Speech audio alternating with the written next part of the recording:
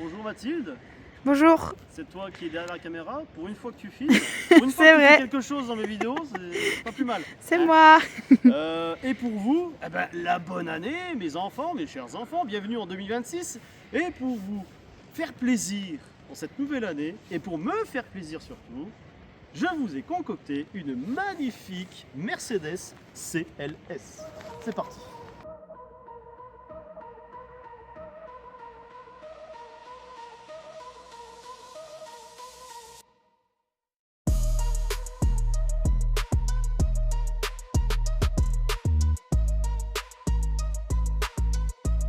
Ce break qui a décidé qu'il était trop beau juste pour transporter des sacs de course, imaginez une voiture qui a regardé un coupé, un break et un costume 3 pièces italien, puis s'est dit je prends tout, merci.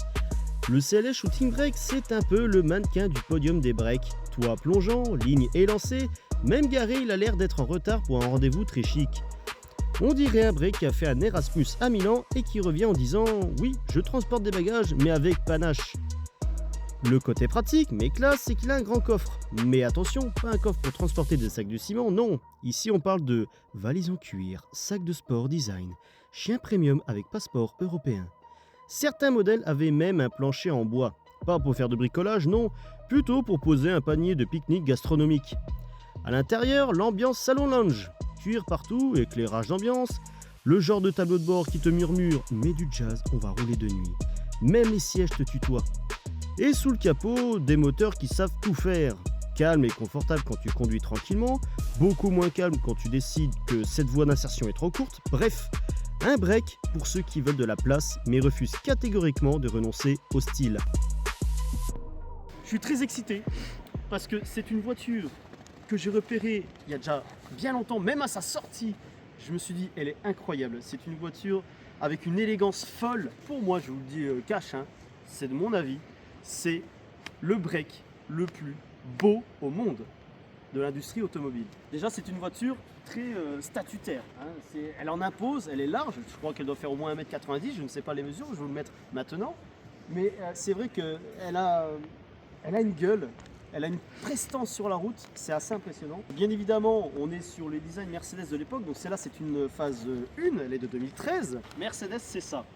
À l'époque en tout cas, c'est des angles assez marqués et surtout le fameux nez qui pointe vers l'avant, ça donne une impression de je me mets en avant, la route m'appartient. C'est vrai que quand tu vois la bête de loin et puis surtout avec les feux, alors ça c'est la signature des phases 1, tu vois, c'est très simple mais ça donne un œil assez affiné, ça donne un regard qui dit je suis sérieux, je suis pas là pour jouer au domino.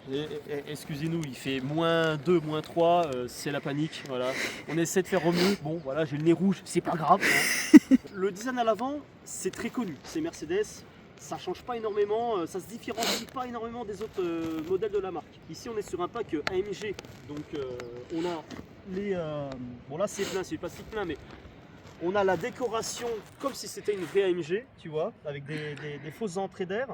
Donc ça rend pas mal, tu vois, avec cette extension de carrosserie, cette joue qui en impose. Et franchement, ça donne de l'allure quand même. Et ce qui donne de l'allure le plus, regardez-moi ça, la face latérale. C'est ce que je préfère sur cette CLS, c'est vraiment le côté break de chasse.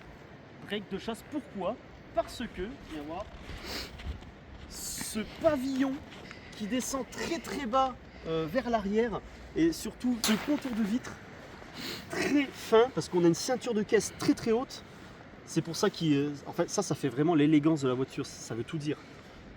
Et qui s'affine avec une voûte qui n'a pas de cassure de style, qui est linéaire mais qui descend loin et qui s'étire vers l'arrière. Et cette partie là qui se rejoint, ouais, ça s'unit vraiment en pointe et ça fait vraiment l'allure typique des CLS. Tu vois, même en version berline que je vous envoie maintenant, on a cette découpe très linéaire, même pour une berline. C'est pour ça que la CLS c'est le premier coupé, berline coupée, tu vois. Avant ça n'existait pas, on était sur des berlines 3 volumes, c'est-à-dire le capot, l'habitacle et la malle. Là c'est plus le cas, on a un haillon. Là le break, bon, c'est un break normal mais c'est moins carré. Par exemple une Passat break, je vous envoie l'image, vous voyez très bien que la découpe entre le toit Et le haillon, elle est nette. C'est pour avoir beaucoup plus de volume dans le coffre et pour avoir un plus grand accès dans le coffre. Là, on joue vraiment sur le style. Et quand tu vois le cul de cette bagnole avec la vitre arrière, le haillon qui est à peu près au même angle que le toit, qui s'étire loin vers l'arrière, c'est trop beau. Qu'est-ce que t'en penses, Mathilde? C'est vrai, c'est vrai. Qu'est-ce que t'en penses? L'allure de cette voiture. Elle a du style. Les lignes sont super bien dosées. De toute façon, ça a été généralement bien dosé chez Mercedes. C'est qu'en fait, au niveau des lignes, des courbes, on n'en fait pas trop. C'est assez rond, mais avec quelques pointes, tu vois, de peinture de carrosserie. Tu vois, par exemple, celle-là, qui marque l'épaulement arrière de la voiture et qui s'efface gentiment en retombant vers le bas de caisse. Ça, c'est une ligne. Et ça me fait penser un peu aux Bentley Continental. Elles ont à peu près cette même peinture de carrosserie de style. C'est vraiment incroyable. Et celle-là, qui démarre du feu et qui fait ça, tac, qui plonge un peu en arrière, au même style que le toit. Après l'intérieur pour marquer, pour souligner surligner le bas de caisse, pour donner plus de largeur visuellement à la voiture. Mais et c'est tout. Ou sinon, l'épaulement est là, un galbe assez léger mais qui n'en fait pas trop ici.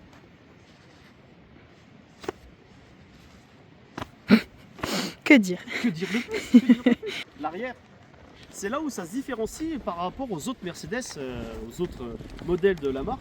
L'arrière me fait penser à un truc super élégant, on va dire style féminin.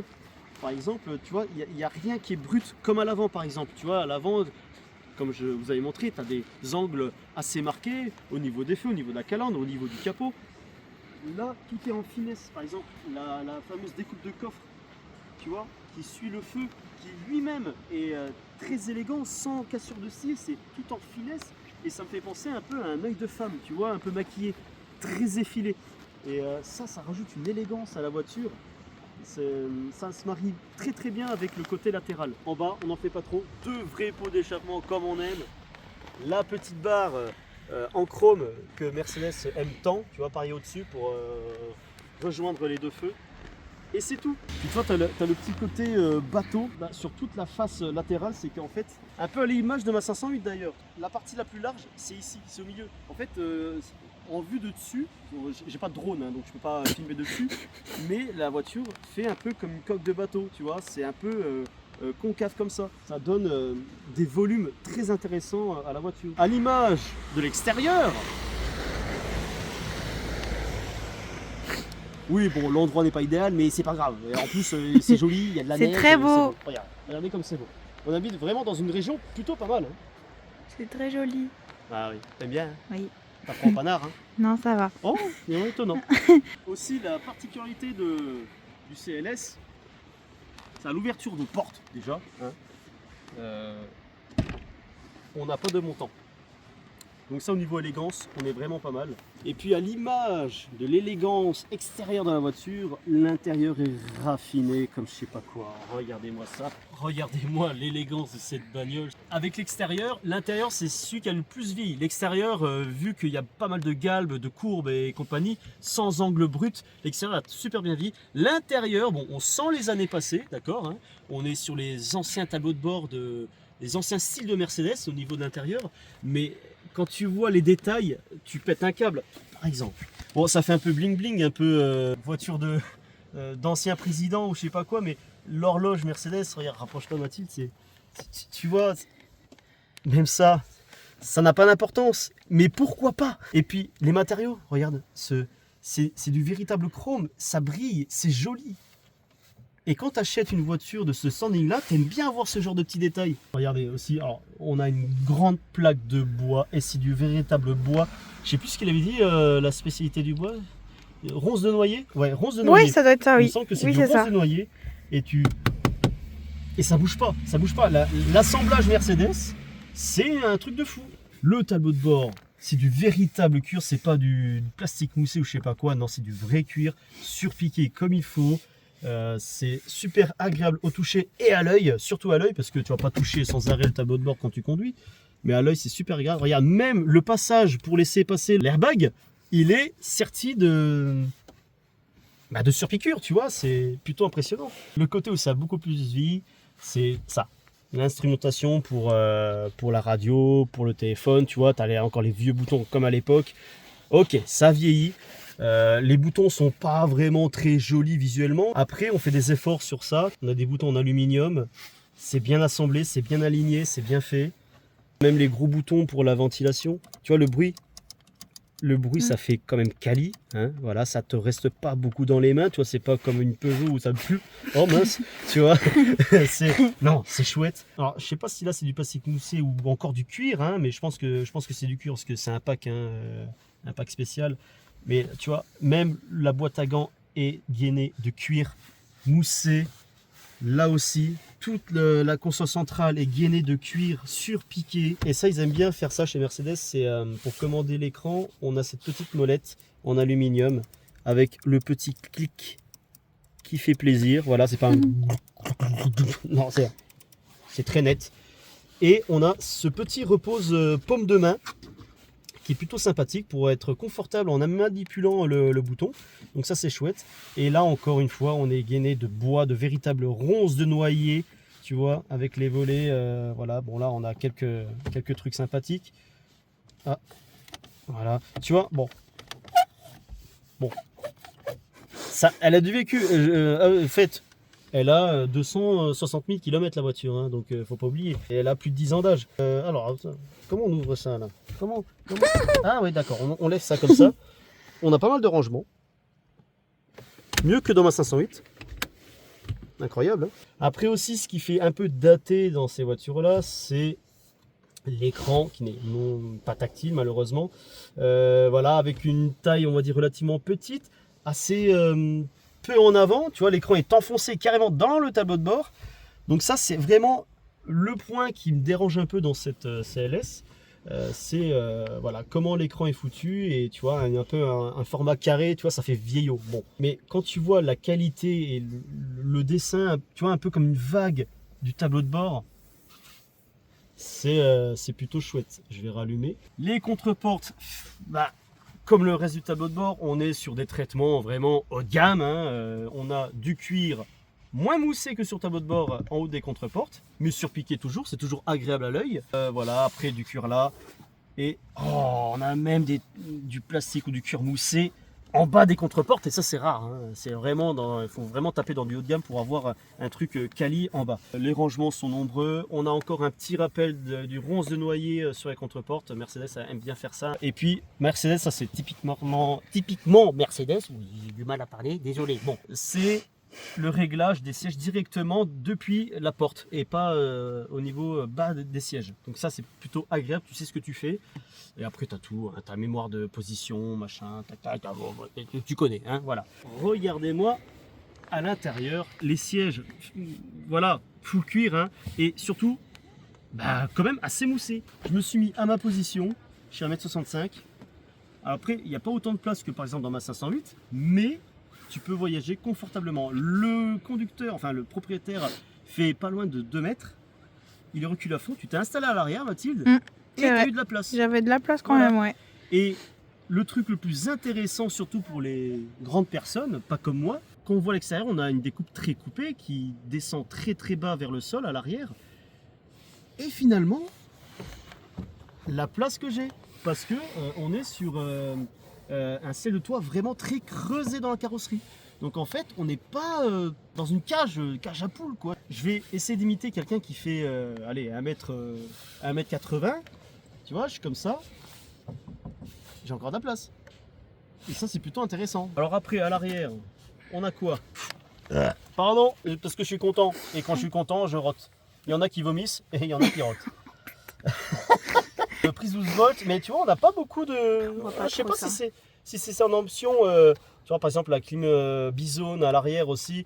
Mais non, finalement, je suis assez déçu. On n'a pas beaucoup de choses où on peut régler nous-mêmes à l'arrière. Bon, ce qui est aussi très intéressant, et ça fait vraiment style GT familial, c'est que les sièges, le cul est très creusé par rapport au milieu. C'est-à-dire qu'en fait, on est plutôt bien calé. Tu vois, là, je bouge mon cul. et je ne glisse pas comme sur une banquette plane. Et puis les sièges sont plutôt bien dessinés, tu vois, un peu avec tu vois, ce motif-là en mode canapé.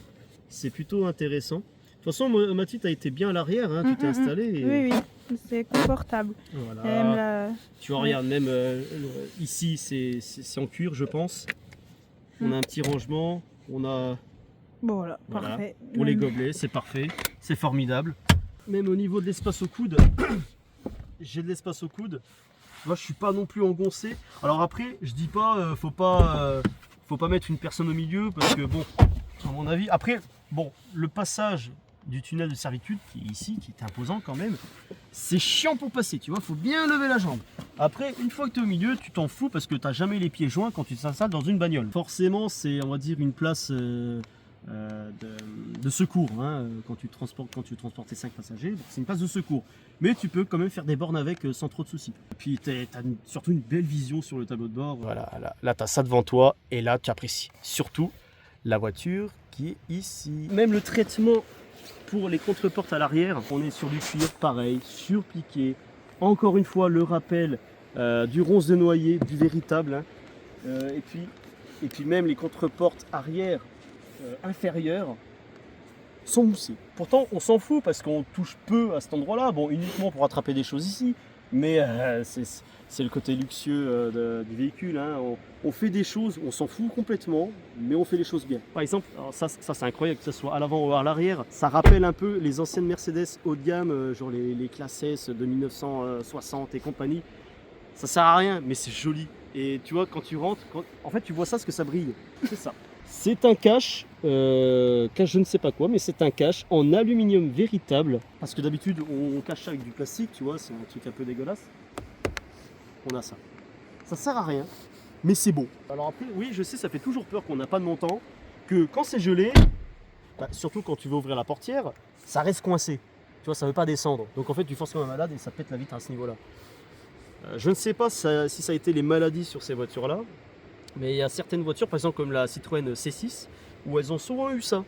Quand il fait, je sais pas, moins 10, tu ouvres, ça ne veut pas baisser parce que c'est bloqué dans le joint et ça force sur la vitre et ça le pète. Voilà. Alors je suis désolé pour la luminosité, hein, on est en hiver, il fait nuit très très tôt et ça a été pas mal la course pour vous filmer les plans extérieurs et compagnie. Bon, électrique, bien évidemment, hein, on va pas, quelle question, on quelle va pas se question. foutre de la gueule du monde. 7 dans le monde apparemment. Plancher en véritable bois. Ça c'est rare. Et je fais une vidéo là-dessus. Moi, petit youtubeur, petit franc-comtois du 25, voilà.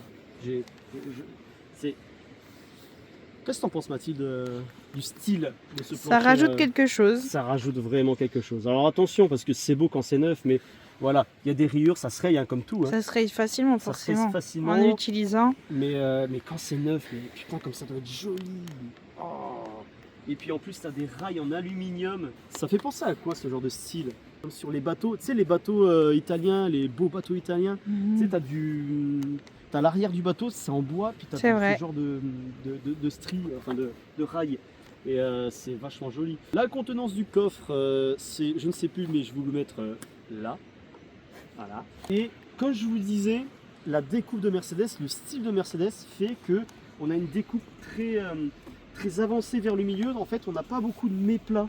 C'est-à-dire pour transporter des choses encombrantes, c'est pas évident.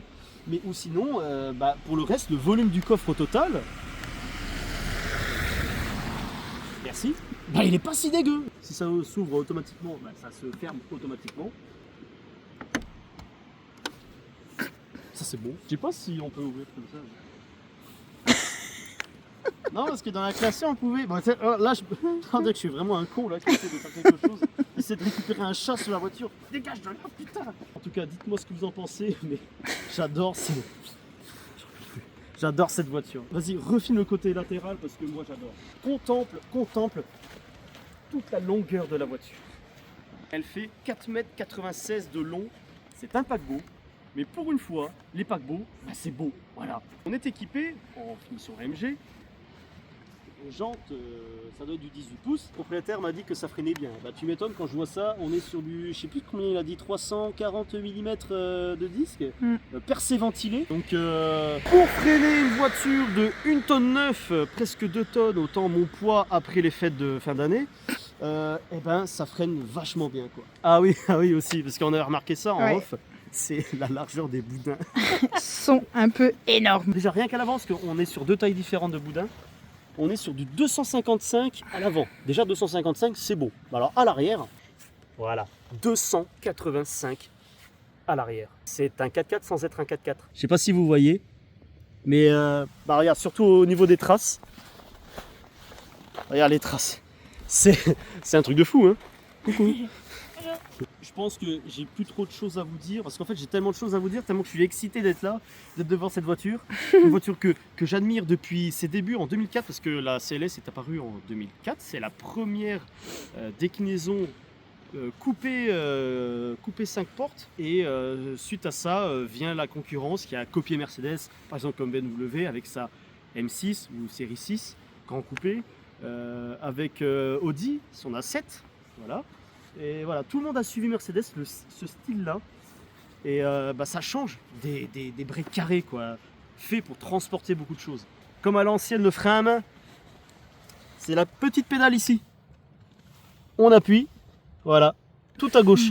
On appuie, ça met le frein à main. Et pour désactiver, c'est ici, à l'ancienne. Voilà. Alors, voilà, le fameux V6 3 litres. Et sous ce cage qui est imposant, bah, on a un moteur tout aussi imposant en dessous. 640 Nm, hein, donc à mon avis ça tire un âne mort et on a pas mal de bordel. Après j'y connais rien en mécanique, mais c'est un gros complexe, il y a pas mal de câbles qui se promènent. Hein. Est-ce que c'est chiant en entretien? Chiant non, mais heureusement que c'est pas tous les jours. Voilà, exactement. Après c'est un moteur fiable, hein, c'est voilà, ça tient dans le temps. Hein. Voilà, 260 000. 260. Elle n'a pas eu de gros problème majeur. C'est comme les femmes, tous les entretiens c'est pas bien. Et puis, ah oui, la particularité aussi de Mercedes pour l'ouverture de capot, c'est que on est limite à 90 degrés. Pourquoi on monte aussi haut? Parce que les autres constructeurs font pas ça. Bah, c'est tout simplement, hein, comme il a dit, c'est pour accéder au moteur à tous les endroits. Accéder facilement et travailler par exemple à l'arrière du bloc. Tu vois, sans que le capot te fasse chier devant ta vision. Ça c'est pratique. Ça veut pas dire qu'elle est souvent en panne, hein, non. C'est juste l'accessibilité facile pour l'entretien. Ça c'est uniquement chez Mercedes, hein, il n'y en a pas d'autres. Hein. Ouais. Les Mercedes ne tombent pas en panne, ils se reposent. Voilà, ils se reposent. En plus, tu vois, même le dessin du cache, ça fait un V, tu vois, pour rappeler le V6. C'est un petit clin d'œil intéressant. Puis tu vois, le fait que l'air soit ici, enfin l'entrée d'air soit ici, ça fait un peu comme les Mercedes. Tu sais, avec les longs capots, les SLR, t'as le logo qui est en nid d'abeille, où l'air passe dans le logo, t'as l'étoile, mais l'air passe entre ça, et vient refroidir le moteur au centre. Et ça, c'est magnifique. Bon, on va se stopper là, parce qu'à mon avis, vous ne me voyez plus. Ah, ça commence bien. Ah oui, il faut bien. Ah oui. Parce qu'elle mérite. Hein. Bon allez, j'ai hâte de passer à la partie conduite, hein, qu'est-ce que t'en dis? Oui, on peut y aller. Ah bah, c'est parti.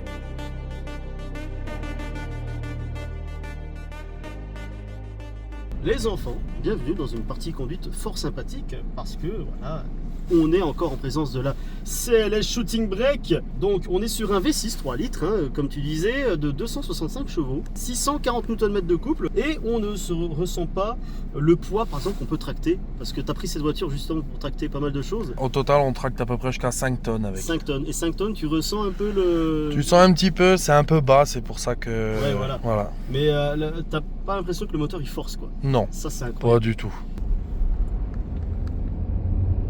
Ouais. Voilà, ce que j'adore avec cette cylindrée là, c'est la volupté du moteur. Tu frôles à peine la pédale, tu arrives déjà à 60. C'est voluptueux. Et pour un diesel, regarde, je ferme un peu ma gueule. Bah, t'entends les mouches voler, quoi, globalement. Après, elle fait partie de cette même école-là, hein, l'école des grandes routières. Hein, donc, tu sens pas les kilomètres défiler. Et le confort des sièges participe également. On a des sièges, bien évidemment, en full cuir. Et pour dire que la voiture, elle a 260 000 km, c'est l'état des sièges, quoi. C'est impressionnant. Ah, nous avons l'alerte au franchissement de ligne. Le volant a fait quelques vibrations. Donc elle est barrée d'options, ça c'est sûr. Tu m'as dit que neuve à l'époque, c'était quoi, 110 000 euros? À peu près 110, 112 000, j'ai plus les chiffres en tête avec le nombre d'options qu'elle a. Et 112 000 euros, il y a quoi, il y a 10-15 ans, c'est énorme. C'est comme si tu achetais une voiture d'aujourd'hui à près de 200 000 euros, quoi. Ouais, niveau prix, tout ce qui est monté, ouais. Et puis la direction, elle est super agréable, super douce. On n'a pas l'impression d'être dans une voiture de 5 mètres. Mais c'est ça, et la voiture fait 4,96 m et tu les ressens pas. C'est... Bon, après, je vais pas vous mentir, les faibles surfaces vitrées font que la visibilité... Bon, malgré qu'à l'arrière, on a une grande surface vitrée, c'est assez... C'est quand même très fortement réduit. C'est assez... voilà. Mais c'est vrai que latéralement, les angles morts, ils y sont, quoi. Donc... mis à part ça, bon après je pense que tu as les caméras de recul. Caméra de recul, parc assise, détecteur d'angle mort. Voilà. Tout ce qu'il faut pour prendre du poids. Et puis j'en passe, parce qu'elle pèse combien? 2 tonnes celle-là? 1 tonne 9. 1 tonne 9, ouais, c'est ça. Alors ici, on est sur une boîte 7G Tronic 7 vitesses. Viendra plus tard avec la boîte automatique 9 rapports de chez Mercedes, qui est tout aussi bien. Et c'est vrai que le passage est fluide. Bon après quand tu mets plein de puissance, bah attends là je vais pas mettre plein de puissance parce qu'on a un rond-point, mais le passage n'est pas si paf, genre comme tu sais les vieilles boîtes automatiques de chez Peugeot, tu vois, où tu as un à-coup de bâtard.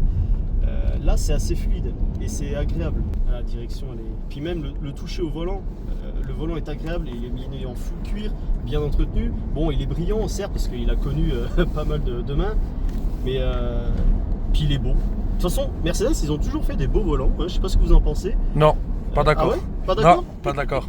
Alors les années 2000, les volants de chez Mercedes c'était des gouvernails. Alors oui, pas les années 2000. Mais à partir de 2010, on va dire l'apparition de la classe A deuxième génération, troisième pardon, et même tout ce qui suit Mercedes jusqu'ici, jusqu'à maintenant, surtout les derniers volants Mercedes, ils sont magnifiques. C'est des petits bijoux. Et c'est vrai qu'à partir de cette génération-là, bah, tu vois, toi, t'as pas un gros pommeau qui est intrusif. Tout est bien dessiné. Ça n'en fait pas trop.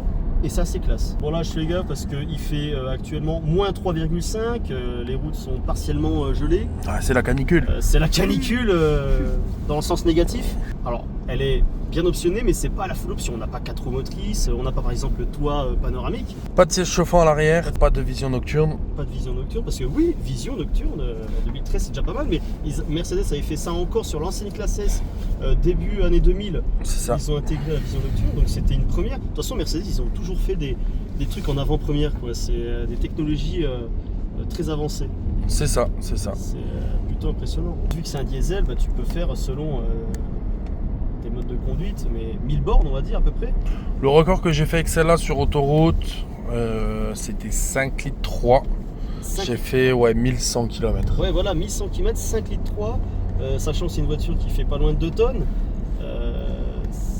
Le V6 n'est pas si gourmand que ça, si tu appuies pas dedans, parce que sinon tu peux faire du 12-13 litres. Hein. Ouais, oui, sauf très facilement, Ouais, voilà. Et puis, tu vois aussi, bon là on est sur une route propre, mais il n'y a pas de craquement de mobilier. La voiture à plus de 250 000 et tout est bien assemblé. La seule chose silencieux. Ouais. La seule chose qui craque, C'est le conducteur actuel pour la voiture, c'est tout. Le frein est agréable. Il n'y a pas d'à-coup, ça se dose bien. Puis le confort de suspension, je ne l'ai pas dit, mais elle filtre plutôt bien les petites roues de route. C'est la sensation quand je la conduis, la sensation de je suis là, j'en impose quand même. Tu vois, c'est très statutaire. L'élégance. L'élégance. En fait, t'as pas envie de faire le con en conduisant ça, c'est dingue. Hein. Tu peux t'amuser. Quand même. Parce que t'as quand même un châssis qui est plutôt pas mal pour ce gabarit-là. T'as une direction agréable, assez communicative. Et puis tu vois, j'ai l'impression que la consistance est bien calibrée. Genre en ville, à mon avis, tu tournes avec un pouce et t'as une petite résistance à haute vitesse qui n'est pas désagréable. Mais du fait que ce soit en plus une propulsion, à savoir que tous les véhicules en propulsion ont des angles de braquage beaucoup plus courts que les tractions. Ouais. Donc là, on pourra prendre un peu plus de vitesse, la route est un peu meilleure. L'acoustique à 90. Alors malgré que ce soit des gros boudins, le bruit de roulement on l'entend quasiment pas. Ah bah c'est fait pour être isolé, ça fait pas 1 tonne 9 pour rien. Ah oui mais c'est impressionnant. Ah oui, non, parce c'est que vrai. À l'arrière, je sais pas à l'avant, mais à l'arrière on est sur du 285 de largeur. Et à l'avant 255. Voilà, c'est énorme, c'est presque autant que les X6, les X5, parce qu'ils adorent faire des gros boudins. Mais on est sur un putain de break, Et c'est là tout. on est sur un putain de break familial.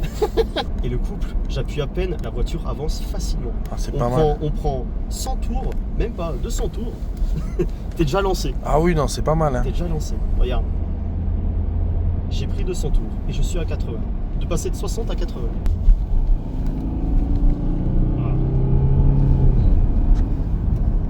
Voilà. Alors c'est plutôt impressionnant parce que 265 chevaux, tu te diras, ouais, avec cette taille-là, ça pousse comme une 208, tu vois. Eh ben non. non. Ça met des fessées au Golf 7. Ça met des fessées au Golf 7 GTD, tu vois, par exemple. Et GTI. Et GTI. Regarde, voilà. Putain, ça ne veut pas s'arrêter.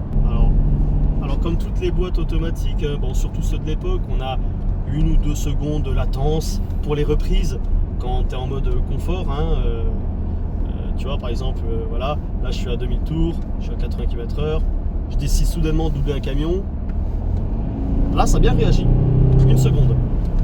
Bon, ça dépend quel régime il se place. Mais c'est vrai que la boîte automatique est très agréable. Hein. Même quand j'étais kick-down, j'ai quasiment rien senti. Hein. J'ai le même sentiment de conduire le Touareg V10 dans cette voiture. C'est tellement facile. Bon, il manque peut-être 4 cylindres. Il manque, ouais, parce que V10 c'est impressionnant. C'est vrai que pour un V6, il fait un joli bruit, je trouve. On n'entend rien. Plein gaz, t'entends un peu, mais c'est pas désagréable, quoi. C'est très calfeutré comme bruit. Et tu sais, c'est pas une boîte automatique qui cherche la basse consommation comme les DSG par exemple, qui est désagréable. Parce que en fait, peu importe la pression que tu mets sur la pédale, elle veut absolument rester au bas tour.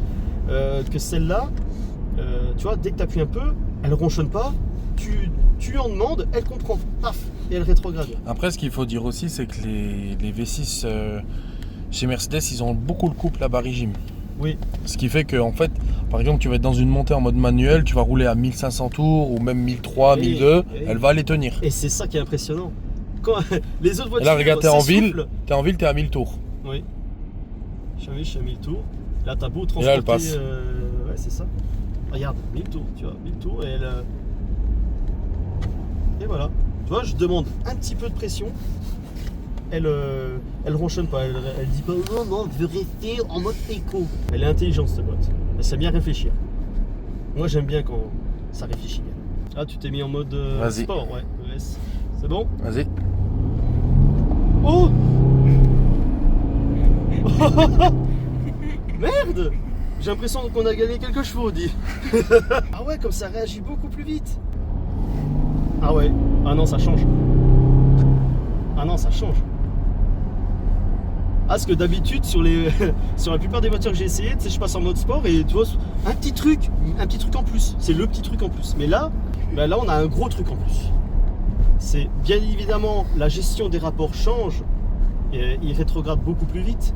Il va plus haut dans les tours avant de passer une vitesse. La direction, non, la direction reste la même. Hein. J'ai pas l'impression qu'elle change. Non, direction reste la même. Ouais.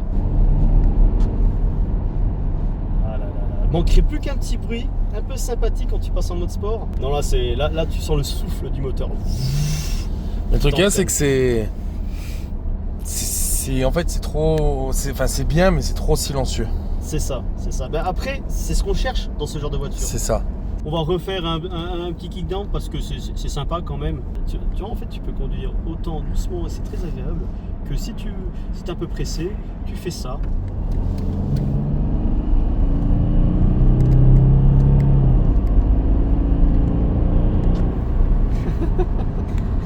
Non, c'est cool. Et tout ça dans une dignité.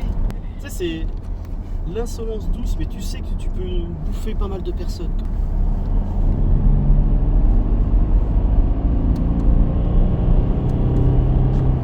Et ce qui est fou, c'est la stabilité de l'engin, quoi. À aucun moment tu corriges le volant, ça file tout droit. Et puis vu que la voiture est super bien profilée, en fait t'as pas beaucoup de bruit de vent au niveau des montants, parce qu'on est sur de double vitrage au niveau des vitres. Simple, il n'existait pas en double sur le CLS. Ok. Et ben tu vois, même quand c'est du simple vitrage, on n'entend pas beaucoup de bruit de vent. Après on est pas sur l'autoroute à 130, mais je pense que c'est très agréable. Quoi vous dire de plus, hein, là en fait, là je suis en train d'essayer un de mes rêves de voiture que je voulais absolument faire. Tu vois, elle filtre bien les dodanes, on les sent pas énormément. C'est des moteurs qui font quoi facilement 300, 400 000 km sans aucun problème si tu entretiens forcément bien. Hein. Je voulais dire 300 000 km, c'est la fin du rodage. Voilà, c'est ça, hein. C'est souvent ça chez les Allemands, hein, pareil que BMW. En fait, tu as envie d'être taxi avec ça, tu as envie de rouler, tout le temps rouler. Tellement agréable que en fait, tu te lasses pas. Toi, tu fais un trajet de 1000 km, tu te lasses pas. J'ai connu des voitures où j'ai fait 900 bornes avec et tu sais, tu sors de la voiture, tu souffles. Ouais, t'as chopé une hernie discale, ouais, voilà, c'est de la sciatique et tout ce qui va avec. Et là, tu dis oh non, c'est déjà fini. On arrive bientôt au terme de cette jeune vidéo folle ou free. Je parle comme GMK, sauf que j'ai 50 cm de moins et 150 kg de moins. Pour conclure, c'est une voiture hyper agréable, c'est une grande routière et c'est confirmé. Alors après moi j'ai remarqué, moi j'aime bien mettre mon coude à la portière et vu que la ceinture de caisse est très très haute, en fait mon coude il est comme ça, c'est beau. Bon, ben voilà les enfants, merci à toi pour m'avoir fait essayer ta CLS. Merci Mathilde de m'avoir filmé. Donc globalement très content. J'ai réalisé un de mes rêves encore une fois parce que j'ai toujours remarqué cette voiture, j'ai toujours dit qu'elle était magnifique. Ouais, ça fait longtemps que j'observe et voilà, me voilà enfin le cul dedans quoi. N'oubliez pas, abonnez-vous, likez, partagez. Si vous voulez dire des choses constructives en commentaire, n'hésitez pas. Si j'ai des conneries ou quoi que ce soit. Et sur ce, je vous dis à très bientôt pour une nouvelle. C'est ciao.